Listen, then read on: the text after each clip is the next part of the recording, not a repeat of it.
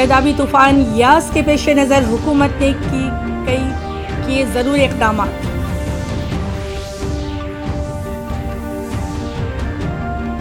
तूफान के पेश नज़र रियासत में येलो अलर्ट जारी, कई इलाकों में हो रही है बारिश। रियासत में कोरोना से शफायाब होने की शरत 94.27% हुई।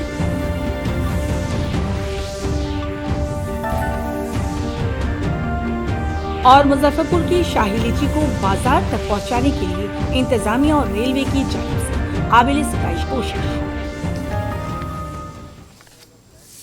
और अब खबरें तफसील से। रियासत में गर्दाबी तूफान यास के मामले में हुकूमत संजीदा है। वज़ीर आला नीतीश कुमार ने इस सिलसिले में पटना में एक अहम मीटिंग की, जिसमें नायब वज़ीर आला रेणु देवी समेत कई वजीरों ने हिस्सा लिया। कई जिलों के जिला मजिस्ट्रेट और दीगर आला हुकाम भी वीडियो कॉन्फ्रेंसिंग से मीटिंग में मौजूद रहे। जनाब कुमार ने मीटिंग में कहा है कि यास को देखते हुए तमाम एहतियाती इक़दाम किए जा रहे हैं।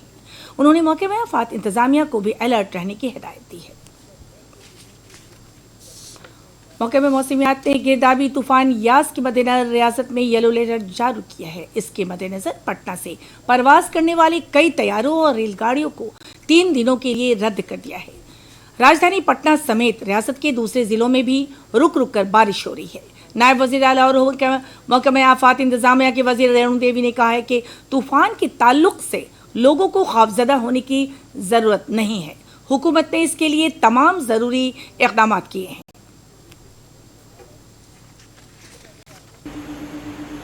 सभी तरह की तैयारियां जो होती है कि इस तूफान से लड़ने के लिए उसे कैसे निपटा जाए, उसकी तैयारी, जैसे कि हम कह रहे हैं कि जितने हॉस्पिटल हमारे हैं, हॉस्पिटल में किसी भी तरह की कोई एक पेशेंट को कोई तकलीफ ना हो, कोई जनता को तकलीफ ना हो, इसके लिए अलर्ट किया गया है। हमारे यहाँ 15 NDRF की टीम है, 15 हमारे SDRF की टीम है, जिसमें 12 जिलों में डिप्लॉयमेंट कर दिया गया है।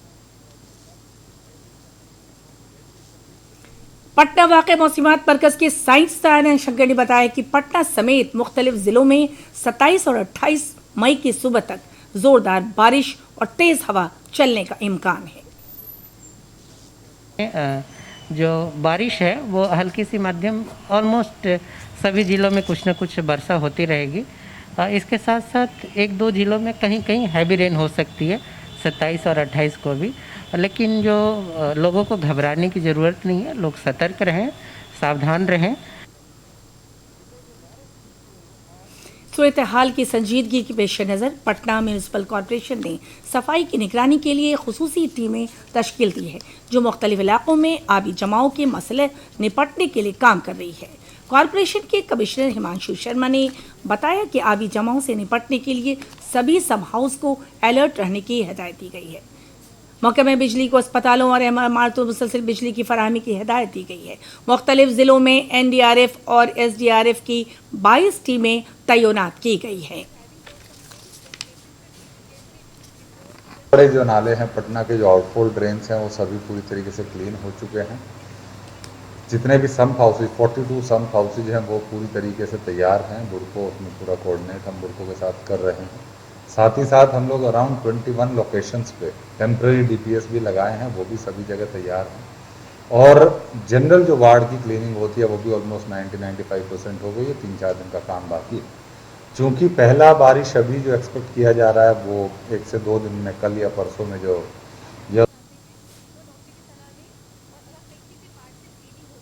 तूफान की पेश नज़र पूर्णिया कमिश्नरी के लिए SDRF के 28 रुकनी टीम को राहत और बचाव के लिए तैनात किया गया है। SDRF के इंस्पेक्टर SN पांडे ने बताया कि 3 को मोटरबोट समेत तमाम जरूरी साजो सामान दिए गए हैं। पूर्णिया के जिला मजिस्ट्रेट राहुल कुमार ने बताया कि हालात के मद्देनजर सभी ब्लॉक के अफसरान को अलर्ट रहने की हिदायत दी गई है। किसी भी प्रकार की अगर प्रयास में अगर आपदा आती है, उससे लड़ने के लिए हम तैयारी शुरू कर दिए हैं और तकरीबन 30 तारीख तक हम अलर्ट पर रहेंगे, अपनी तैयारी जारी रखेंगे। राज्य स्तर से दिनांक 27 तारीख से 30 तारीख के बीच में अलर्ट जारी हुआ है। तो अभी हम लोग सभी अंचल अधिकारियों के माध्यम से नीचे लोगों को अवेयर करने का काम कर रहे हैं। खास करके जो अधिक वर्षापात से कुछ जो नुकसान हो सकता है उससे बचने के लिए लोगों को जागरूक करने का काम किया जाएगा और सारे जो प्रशासनिक मशीनरी में जो लोग हैं उनको भी अलर्ट किया जा रहा है। वज़ीर नीतीश कुमार ने पटना में एईएस मुतासिर जिलों के जिला मजिस्ट्रेट के साथ एक मीटिंग की है। मीटिंग में वज़ीर आला ने अस्पतालों में इस बीमारी के इलाज के लिए दस्तयाब कराई जाने वाली तिब्बी सहूलतें की भी जानकारी दी। जनाब कुमार ने हुक्काम को एईएस के ताल्लुक से खुसूसी हिदायत दी।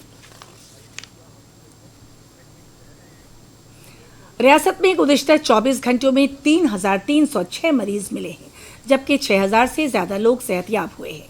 बीमारी की वजह से 104 अफराद की मौत हुई है। सेहतयाबी की शरह 94.27% हो गई है। कोरोना के दौरान राहत पहुंचाने के लिए सरकारी और गैर सरकारी अदारे मसलसल काम कर रहे हैं। सैनिक स्कूल तिलैया पॉलिटिक्स एसोसिएशन की जानिब से नालंदा जिले की चंडी ब्लॉक की तुलसी घर में गरीब और बेसहारा घरानों के बीच हिफाजती किट तकसीम की गई है। एसोसिएशन के सेक्रेटरी अमृतेश ने बताया कि किट की तकसीम का काम आगे भी जारी रहेगा। मदद मिलने से मुकामी लोग खुश हैं। हमारा ये निश्चय हुआ कि हम गांव में प्लस शहरों में, पहले पटना में पिछले 20-25 दिनों से हम लोग ये काम कर रहे हैं।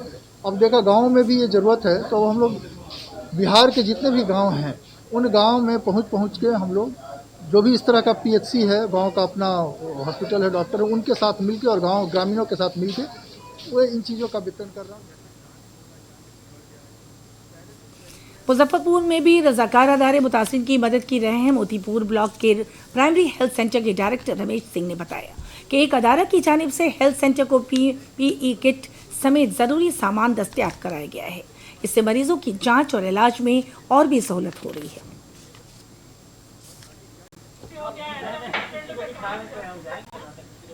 कोरोना महामारी के समय में अपने पीएचसी को जो हम लोग को सुरक्षात्मक जो उपाय है, जैसे हैंड सैनिटाइजर हमने 150 लीटर दिया है। इसके अलावा पीपीई किट 100 यूनिट है, सर्जिकल मास्क 1000 पीस है और ग्लव्स जो है सो 2300 पीस है।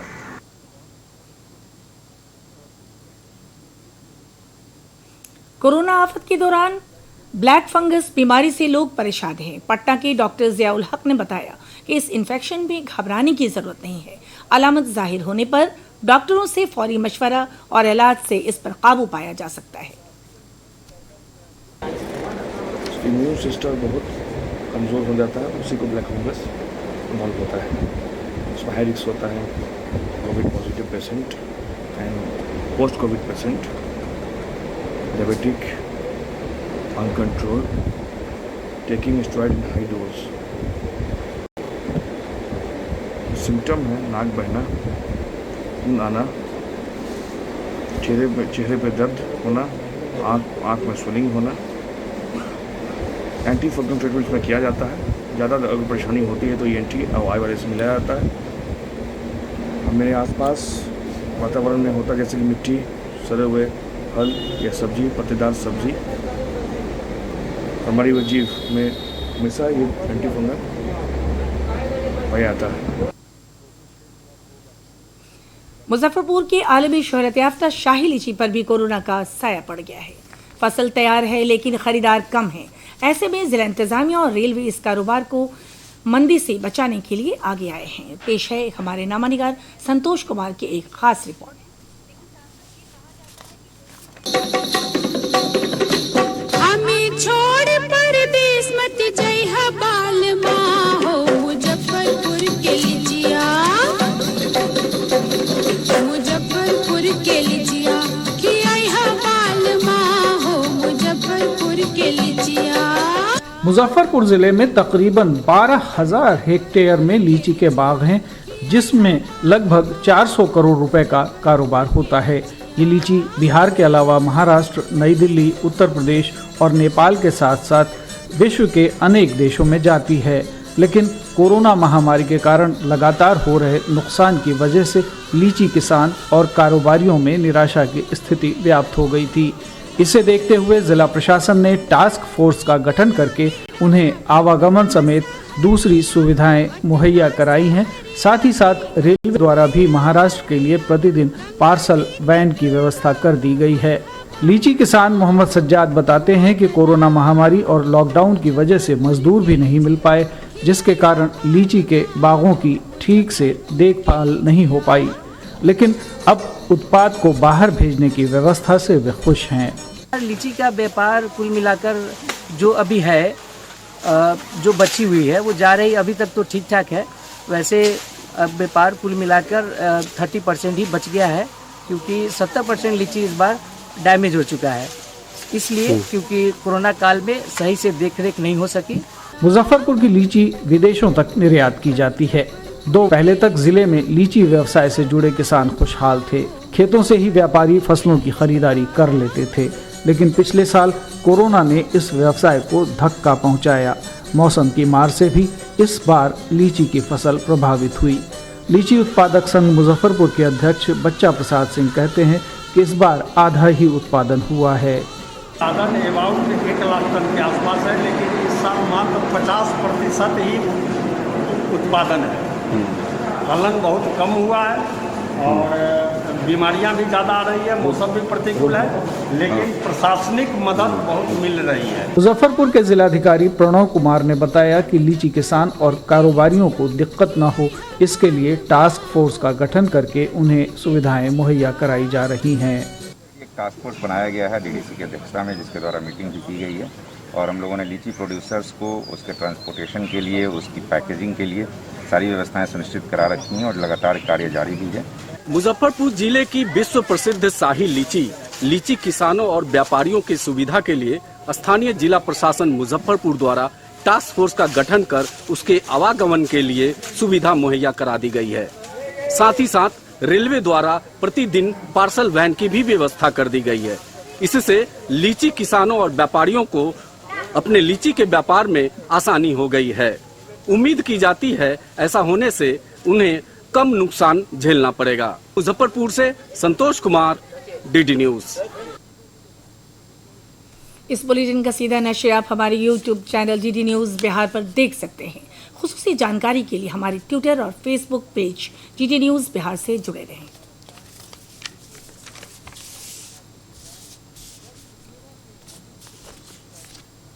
आज बुद्ध पूर्णिमा है। इस मौके पर गया के महाबोधि मंदिर में भगवान बुद्ध की 2565वीं जयंती मनाई गई। खास पुजारी भंटे चार्य ने बताया कि मंदिर अहाते में कोविड प्रोटोकॉल का ख्याल रखते हुए खुसूसी पूजा अर्चना की गई है और मुल्क की कोरोना आफत के खात्मा के लिए दुआ की गई है।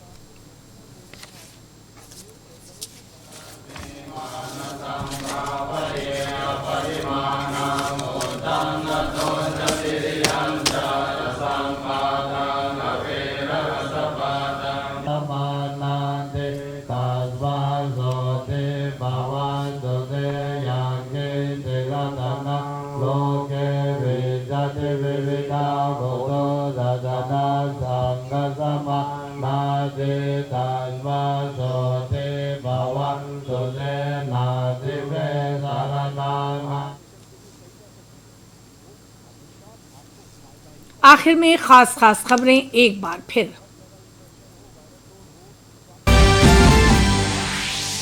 गर्दाबी तूफान यास के पेश नजर हुकूमत ने किए जरूरी इक़दाम।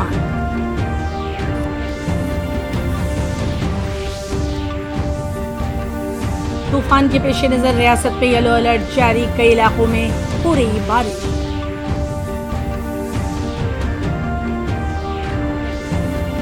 रियासत में कोरोना से शफायाब होने की शरह 94.27%।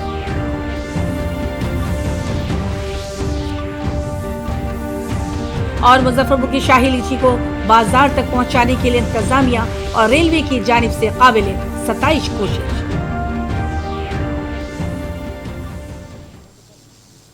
नाजरीन, कोविड मरीजों की तादाद फिर बढ़ रही है, लिहाजा आप तमाम लोगों से अपील है कि जरा सी भी लापरवाही नहीं बरतें। 18 साल से ज्यादा उम्र के तमाम लोग टीकाकारी के लिए कोविन ऐप पर रजिस्ट्रेशन कराएं।